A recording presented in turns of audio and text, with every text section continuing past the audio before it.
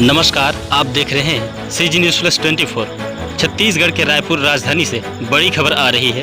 Corona महामारी की कहर से बचने पूर्व कृषि मंत्री और दक्षिण रायपुर विधायक बृजमोहन सिंह अग्रवाल कहते हैं कि मैं आपसे कोरोना से संबंधित कुछ वास्तविक घटनाओं के बारे में बात करना चाहता हूं। कहते हुए लोगों से क्या कहते हैं, आइए देखते रहिए CG न्यूज़ प्लस 24। व्यवसाय हैं और जिसके कारण उन्होंने कोरोना के सिम्टम्स आने के बाद भी उसकी जांच नहीं करवाई कि अगर मैं जांच करवा लूँगा, मैं पॉजिटिव आ जाऊँगा तो फिर शादी कौन देखेगा, मेहमानों को कौन देखेगा,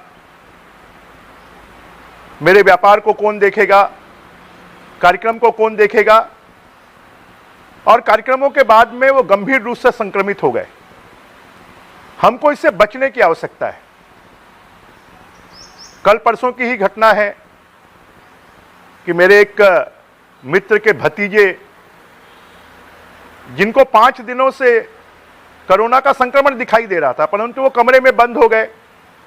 वो चेक करवाने को तैयार नहीं, जांच करवाने को तैयार नहीं। और कल परसों गंभीर रूप से उनकी ऑक्सीजन डाउन होने लगी और उनको बड़ी मुश्किल से अस्पताल में भर्ती करवाना पड़ा। मेरे स्वयं का मामला है कि मैं स्वयं संक्रमित हुआ, श्रीमती जी संक्रमित हुई, बड़ा बेटा हुआ, बहू हुई, छोटा बेटा हुआ।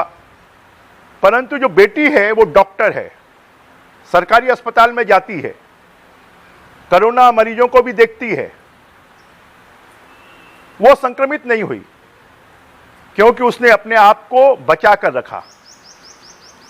पिछले साल भर से कोरोना से संक्रमित लोगों के इलाज के लिए, हॉस्पिटल में भर्ती करवाने के लिए,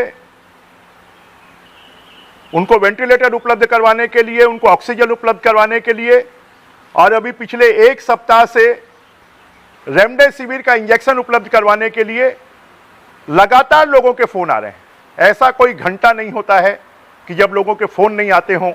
और उसके कारण लगातार डॉक्टरों से बात करने के कारण मैं जितना समझ पाया हूं, मैं उसके आधार पर आपसे बातचीत कर रहा हूं। मुझे लगता है कि ये बातचीत आपके लिए उपयोगी साबित होगी। साथ में अभी नवरात्रि का पर्व प्रारंभ हो रहा है।